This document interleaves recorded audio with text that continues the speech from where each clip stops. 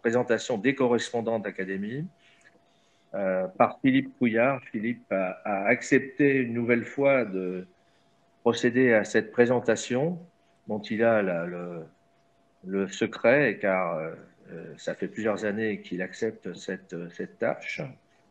Et il n'y a pas de réponse, de discours de réponse par les intéressés. Et donc Philippe va présenter l'ensemble des nouveaux correspondants d'une seule, les uns derrière les autres. Et je vais lui passer la parole sans tarder. Je ne sais pas s'il est là. Je suis là. Oui, alors Philippe, est-ce que tu es prêt pour cette présentation? Je suis prêt. Eh bien, je te passe la parole.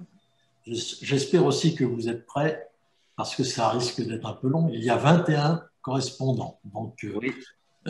Donc chacun va présenter par ordre alphabétique. Et je commence par Claude France Arnoux. Elle est ministre plénipotentiaire, ancienne élève de l'École normale supérieure et de l'École nationale d'administration. Titulaire d'une agrégation de lettres classiques et d'une licence d'art et d'archéologie. Elle est diplômée de l'Institut d'études politiques de Paris. C'est une grande spécialiste des dossiers communautaires. Actuellement conseillère diplomatique du gouvernement au ministère de l'Europe et des Affaires étrangères, elle a un long passé en Europe. Dans ce cadre, lui a été confiée une mission sur l'espace. Elle était jusqu'en juillet 2019 ambassadeur de France auprès du Royaume de Belgique. Elle était auparavant directeur exécutif de l'Agence européenne de défense de janvier 2011 à janvier 2015. Elle a été ensuite envoyée spéciale pour l'espace au service européen pour l'action extérieure. De 2009 à 2010, elle a dirigé la direction gestion des crises et planification au Conseil de l'Union européenne, après avoir été directeur pour les questions de défense du Conseil de l'Union européenne. Elle a été directrice des affaires internationales et stratégiques au secrétariat général de la défense nationale de 1998 à 2001, premier conseiller à l'ambassade de France en Allemagne de 1994 à 1998. De 1987 à 1989, elle a été secrétaire générale de l'ENA. Elle vient d'être promue grand officier de la Légion d'honneur. Bienvenue en section 4. Marc Benamou. Non, c'est pas ça. C'est Yann Barbeau, pardon. Excusez-moi. Alors, Yann, né en 1958, il est diplômé de l'École centrale de Paris. C'est l'homme de la recherche et de l'innovation, puisqu'il a commencé sa carrière au laboratoire central d'aérospatiale sur les différents matériaux métalliques et céramiques, puis membre de l'équipe de direction du Centre commun de recherche. À la naissance de l'ADS, il est nommé vice-président Merger Integration pour la recherche et technologie. Il est ensuite le Chief Executive Officer de EADS Corporate Research Center, puis Head of Innovation Works, et enfin Chief Innovation Officer pour Airbus SAS, c'est-à-dire la partie française d'Airbus. Pendant toutes ces périodes, dans le cadre des différents travaux de recherche, Yann Barbeau a su nouer des liaisons étroites et fructueuses avec de nombreuses grandes écoles, dont les plus prestigieuses. En 2017, il devient président exécutif d'Aerospace Valley.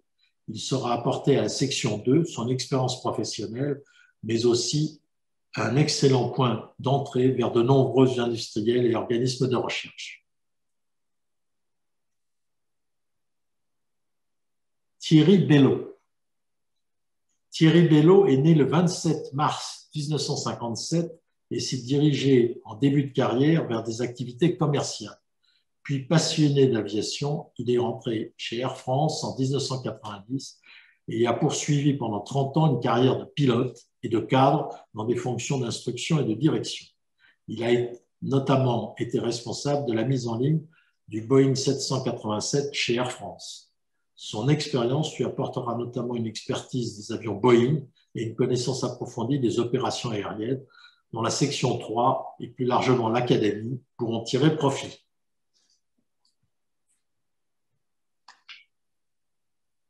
Marc Benamou. Il est né en 1970 et diplômé de l'ISAE Super Héros de 1993. Il est actuellement directeur des programmes satellites et lanceurs chez Inmarsat. Il a une carrière essentiellement spatiale. En effet, chez Thales Alenia, il est manager du contrôle d'attitude et d'orbite des satellites de télécommunications et project manager de l'avionique des satellites, puis technical manager du satellite CubeSat 3A. Il a été le patron de l'ingénierie et de la production des satellites. Il a été le directeur de la ligne de production satellite de télécom. C'est de là qu'il ira chez Inmarsat et deviendra Senior Director Space Programs et Programme Manager Procurement pour les satellites et les lanceurs. Bienvenue en section 4. Il y a plusieurs papiers et donc il faut que je fasse de l'un à l'autre. Michel Caplet. Né en 1945, il s'engage dans l'armée de l'air à 19 ans comme mécanicien radar de bord. Devenu officier télémécanicien en 1970, il poursuit une spécialisation à l'École des applications militaires de l'énergie atomique à Cherbourg. Quittant le service militaire actif en 1993, il s'engage dans les instances officielles de la prévention routière tout en maintenant une forte activité dans l'armée de l'air, par le biais des réserves. Auteur de plusieurs ouvrages, en particulier d'une monumentale histoire de la 7e escadre de chasse, il mène à la retraite d'intenses recherches pour référencer le projet de mémorial des aviateurs de l'armée de l'air en cours de réalisation. Délégué régional de l'association Les Ailes Brisées depuis 21 ans, il en est l'unique membre d'honneur. Historien de l'association, auteur de La bonne fée des ailes, l'histoire et l'œuvre des ailes brisées, militant associatif, il participe notamment à la sauvegarde d'objets et de documents en lien avec l'aéronautique. Titulaire de la médaille de l'aéronautique, il va rejoindre la section 5. On n'a pas la photo de Jean Dauphin, c'est dommage. Né en 1959, Jean Dauphin est diplômé de l'École centrale de Paris. Deux mots caractérisent sa carrière, satellite et optique, mais aussi fidélité, puisqu'il a commencé son activité professionnelle chez Matra Espace pour la terminer chez Airbus Defence and Space, en passant par Matra Marconi Space et Astrium. Les multiples postes qu'il a tenus lui ont permis d'acquérir notamment une grande expérience sur les instruments optiques embarqués, sur les satellites d'observation. Mais ensuite, il a largement élargi son domaine d'intervention sur l'ensemble des satellites, à la fois d'observation, de navigation et scientifique, puisqu'il a tenu plusieurs postes de responsabilité importantes pour terminer directeur des programmes Earth Observation, Navigation and Science. Il saura faire partager son savoir à l'Académie. Bienvenue en section 2. Michel Aymard. Bonjour Michel. Né en 1956, Michel Aymard est diplômé des arts et métiers, mais aussi il a des formations complémentaires à l'ESSEC et HEC. Après un court passage chez EDF dans le domaine nucléaire, il fera presque toute sa carrière dans les lanceurs spatiaux. D'abord au CNES, plus particulièrement sur les structures et matériaux dont il deviendra le chef de département, puis chez Ariane Espace, où il pilote les programmes d'accompagnement et de maintien en conditions opérationnelles des lanceurs Ariane 4 et Ariane 5. Il revient au CNES pour prendre la direction des programmes de recherche et de préparation du futur du transport spatial. En 2004, il devient le directeur des lanceurs jusqu'à la décision du lancement d'Ariane 6. Puis s'amorce une deuxième partie de carrière plus courte en prenant en charge la direction du groupe Safran, la direction technique du groupe Safran. Michel Aymard apportera à l'Académie une double compétence, celle des lanceurs, mais aussi celle du domaine très varié de l'aéronautique du groupe Safran. Bienvenue en section 2. Christer Fuglsang. Christer Fuglsang est né le 18 mars 1957 à Stockholm. Il a reçu une formation d'ingénieur et de docteur en physique expérimentale qu'il a enseigné à l'université de Stockholm. Christer a été un astronaute actif de l'ESA pendant 18 ans. Sa formation d'astronaute l'a conduit en Allemagne, en Russie et aux États-Unis et a été couronné par 2 missions dans la station internationale en 2006 et en 2009, avec notamment 5 sorties extravéhiculaires.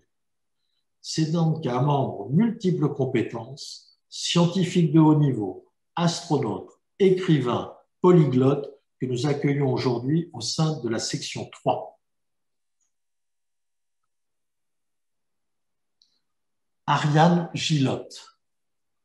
Ariane Gillotte, née en 1960, obtient à Paris une maîtrise de lettres modernes, puis une licence d'histoire, avant de se spécialiser dans le domaine des archives à l'université Jean Moulin de Lyon. Elle acquiert ensuite une grande expérience pratique, d'abord à l'Institut d'aménagement et d'urbanisme de la région Île-de-France, puis à l'établissement public d'aménagement de la ville nouvelle de Marne-la-Vallée. Depuis 1989, à la DGAC, elle traite successivement des archives, du patrimoine et depuis 2016 de la mémoire de l'aviation civile. À ce titre, elle a publié notamment avec notre confrère Pierre Leroy des textes qui font référence et organisé de nombreuses conférences comme celle consacrée au centenaire de l'aviation civile commerciale en France. Vice-présidente de la commission du patrimoine de l'Aéroclub de France, médaille de l'aéronautique, elle rejoint la section 5 où elle sera le plus jeune correspondant. Mario Heinen. Mario Heinen est un Européen qui est né en Belgique en 1956, de nationalité luxembourgeoise, étudiant au Luxembourg, à l'université de Stuttgart, mais aussi à Cranfield. Sa vie professionnelle sera partagée entre l'Allemagne et Toulouse. Une première partie de carrière chez Lufthansa, pour que la maintenance des avions n'ait plus aucun secret pour lui. Il termine General Manager Aircraft Maintenance chez Lufthansa Technik. Une seconde partie chez le constructeur Airbus, où il partage ses nouvelles étapes professionnelles entre Hambourg et Toulouse, occupant plusieurs postes de responsabilité dans des domaines allant des livraisons d'avions aux certifications, à la responsabilité du centre d'excellence fuselage et cabine, jusqu'à la responsabilité de l'ensemble de la production des avions Airbus. Son expérience tant technique qu'industrielle sera très utile en section 2. Rolf Henke. Bonjour Rolf. Né en 1956, le professeur Rolf Henke a une solide formation. Diplômé de l'Université technique de Berlin, chercheur à Cranfield et 5 ans à l'Institut aérospatial de Berlin. Sa carrière va se partager entre l'industrie et la recherche, puisqu'il est entré chez Airbus comme ingénieur en aérodynamique et en recherche. Ses compétences acquises lui permettront de devenir professeur d'aéronautique et d'astronautique à l'Université technique d'Aix-la-Chapelle en tant que directeur de l'Institut de technologie aérospatiale. Il rejoint en 2010 le DLR, le Centre allemand pour l'aéronautique et l'astronautique, comme directeur aéronautique de ce grand centre de recherche. Il prend la présidence en 2013 de la DGLR, Société allemande d'aéronautique et d'astronautique. Son élection à l'Académie permettra sans aucun doute le renforcement du caractère européen de notre Académie, grâce en particulier à ses nombreux contacts en Allemagne. Bienvenue en section 2.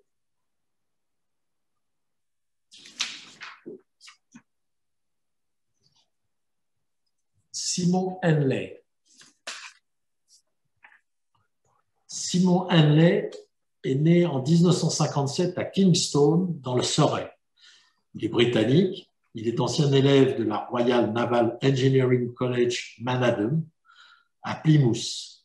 Il a été ingénieur aéronautique dans la Royal Navy, responsable du développement et de la transition du lift system pour le F-35 Lightning, également pour la partie britannique du moteur F-136 ainsi que du moteur TP400 qui est sur la 400M.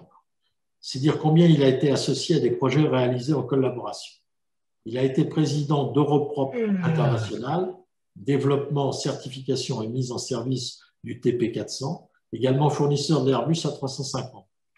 Chez Reaction Engines Limited, il a développé le moteur révolutionnaire Sabre. Il propose aujourd'hui ses conseils en matière de stratégie industrielle et commerciale. Il a été membre de l'Association for Project Management et de l'Aeronautical Society of Mauritius et surtout président de la Royal Aeronautical Society de 2018 à 2019, ce qui représente pour notre académie à vocation européenne un lien plus fort encore avec cette académie britannique. Bienvenue en section 4. Axel Krein. Né en 1960, Axel Krein est allemand, diplômé de l'université de Aachen en mécanique et aérospatiale. Il a acquis une grande expérience pendant les multiples postes qu'il a occupés chez Airbus, que ce soit à la direction ingénierie, puis comme Chief Information Officer, et ensuite Senior Vice President Research and Technology. En 2017, il prend la direction du programme cybersécurité d'Airbus Group. Il quitte provisoirement Airbus début 2019 pour Clean Sky 2, le programme aéronautique de l'UE qui a pour but de développer les technologies innovantes qui permettront de réduire les gaz à effet de serre du transport aérien. Axel Krein nous a déjà fait partager ses connaissances lors du dernier colloque de l'Académie et continuera au sein de la section 2.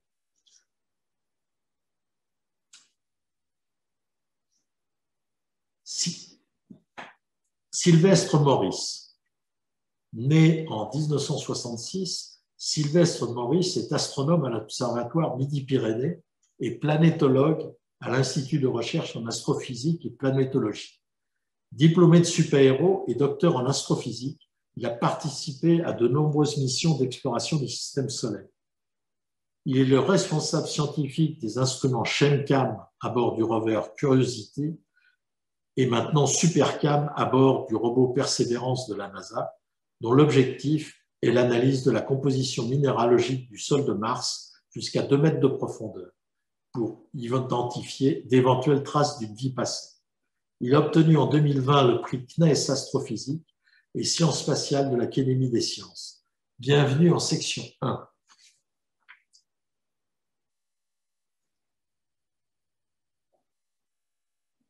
Jean-Paul Morel. Né à Paris en 1953, Jean-Paul Morel est plongé dès sa naissance dans le monde de l'aviation. Son père, Marc Morel, étant le directeur pour la France de la société Swissair, poste qu'il a occupé de 1947 à 1962. Diplômé de l'École supérieure de commerce de Paris, Jean-Paul Morel intègre la Swissair en 1974, où il tient divers postes de chef d'escale ou de chef d'agence à l'étranger. Paris, Abidjan, Jeddah, Tripoli.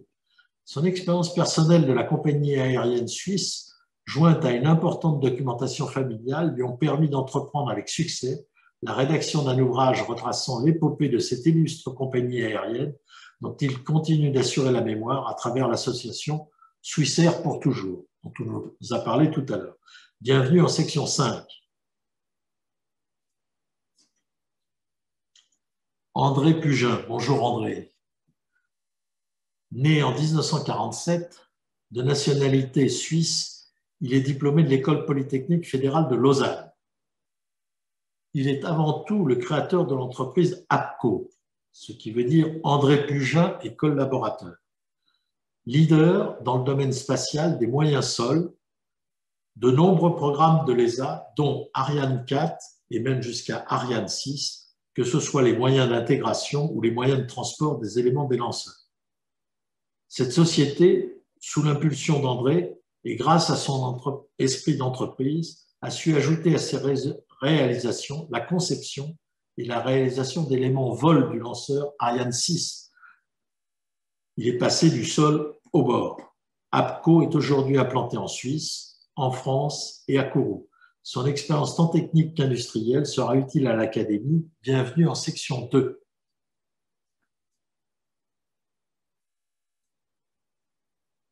Fulvia Cagliotti. Fulvia est italienne, elle est retraitée depuis 4 ans, mais reste encore professeure à l'université de Turin, où elle y a été fidèle pendant une très grande partie de sa carrière.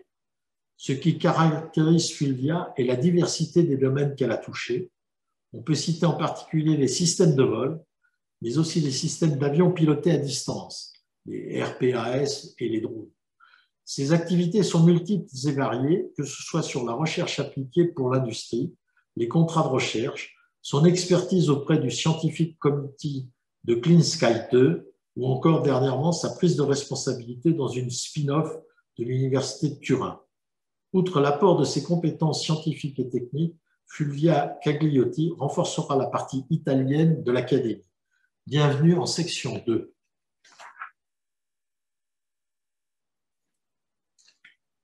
Yves Robin, ou Robins, je ne sais pas, né en 1952 en Belgique, il obtient une licence en droit, puis de journalisme à l'Université de Bruxelles. Puis étudie la littérature anglo-irlandaise à Dublin. Il participe à la presse belge à travers des quotidiens comme La Dernière Heure, mais aussi à la radio-télévision belge. Puis dans la presse spécialisée comme les revues Défense Magazine ou Aerospace International. En 1981, il intègre la société Dassault, où il prend en charge la communication militaire à l'export. Pendant 11 ans, il est en charge de l'information à l'UEO avant son retour chez Dassault comme directeur des relations internationales, puis de la communication du groupe, puis des affaires européennes et OTAN. Retraité depuis 2 mois, il reste actif dans les affaires publiques et aéronautiques bruxelloises. Il est membre de l'Association européenne des directeurs de la communication et de l'American Writers Association of America. Bienvenue en section 5. Bernard Rontani. Né en 1953, Bernard Rontani est diplômé de super-héros. Il commence sa carrière chez Sfena, devenu Thales, et il est ingénieur d'études. Mais sans doute voulait-il mieux comprendre comment étaient intégrés les équipements dans les aéronefs, puisqu'il rejoint Eurocopter en prenant la responsabilité des études des commandes de vol électriques, puis des activités de conduite de vol, et devient chef de département avionique. Élargissant son spectre de compétences, il sera ensuite chef du projet NH90, puis chargé des études générales et des systèmes pour devenir directeur technique d'Eurocopter. En 2008, il fait ainsi bénéficier Airbus Avion de ses compétences et de son expérience pendant la direction du Centre des compétences systèmes, c'est-à-dire les activités d'ingénierie sur les programmes en développement des A350, A400M et les versions Néo des A320 et A330. La section 2 est très heureuse de se renforcer avec Bernard Rontani.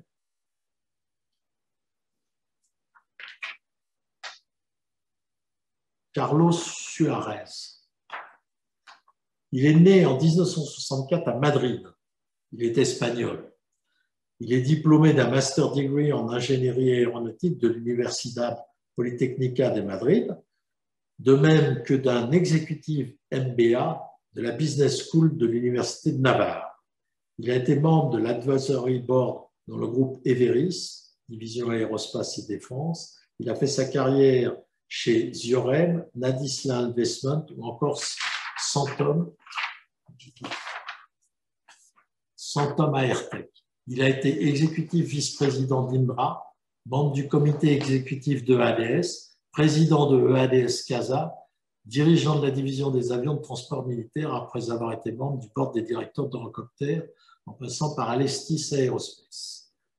Et bien sûr CASA. Il donne ses conseils en tant que stratégie consultant chez Accenture. Il enseigne depuis une vingtaine d'années dans les universités et dans les business schools d'Espagne, en particulier sur la stratégie ou la modernisation du management. Bienvenue en section 4. Et enfin, je terminerai ma longue liste par Stéphane Ullamek, né en 1966 à Salzbourg, en Autriche. Stéphane Ullamek est chercheur au DLR à Oberpfaffenhofen et professeur à l'Université des sciences appliquées d'Aix-la-Chapelle. Membre de l'équipe scientifique de plusieurs projets d'exploration planétaire et cométaire, il a été notamment chef de projet de l'atterrisseur Philae dans la mission Rosetta de l'Agence spatiale européenne qui s'est posée sur le noyau de la comète en novembre 2014. Il apportera son expertise sur l'exploration du système solaire et contribuera au renforcement des activités de l'Académie en Allemagne. Bienvenue en section 1. Monsieur le Président, bien, je vous remercie de m'avoir écouté. Ben, c'est moi qui te remercie. Tout d'abord, je voudrais rappeler que les diplômes qui ont été projetés, que vous avez vus donc sont transmis par voie de courrier postal aux différents intéressés. Donc j'espère qu'ils sont bien tous arrivés ou qu'ils vont bientôt arriver. Seconde chose, bien sûr, nous souhaitons la bienvenue à tous ces nouveaux correspondants.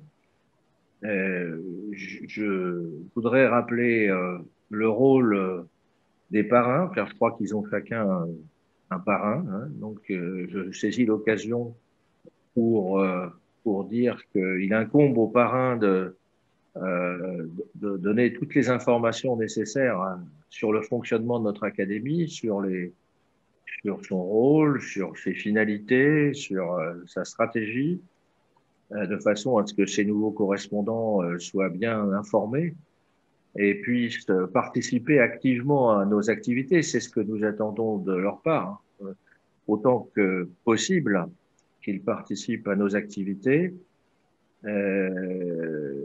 Et d'autre part, bon, afin de compléter leur information, je pense que le secrétariat va leur transmettre, leur envoyer tout un dossier sur l'académie et un dossier écrit. Et je voudrais que ce dossier comprenne notamment les textes statutaires et tous les règlements intérieurs et autres documents nécessaires à la compréhension de notre fonctionnement. Car je ne suis pas sûr que ça a toujours été le cas, mais il faudrait maintenant effectivement qu'on fasse l'effort de ce côté-là. Autrement, il n'y a rien de plus à vous dire pour le moment. Nous sommes en avance sur l'horaire, alors je ne vais pas attendre la fin théorique de l'ordre du jour, mais plutôt vous donner un peu plus de temps pour le déjeuner. Avant de clore complètement, est-ce qu'il y a quelques questions d'ordre général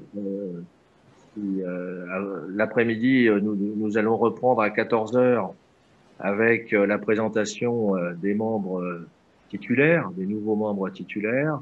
Là, ça va être un peu plus long parce que chacun des membres titulaires a la possibilité de répondre. Et nous poursuivrons par la remise des prix et des médailles. Voilà le programme. Je scrute un peu mon tableau là, mais je vois pas de demande de parole. Donc n'hésitez pas si vous voulez prendre la parole. Sinon, je vais clore cette partie de notre réunion et vous donner rendez-vous à 14 heures avec les mêmes informations de connexion. Pas d'autres points. Bon, bah, donc à tout à l'heure. Bon appétit et à tout à l'heure.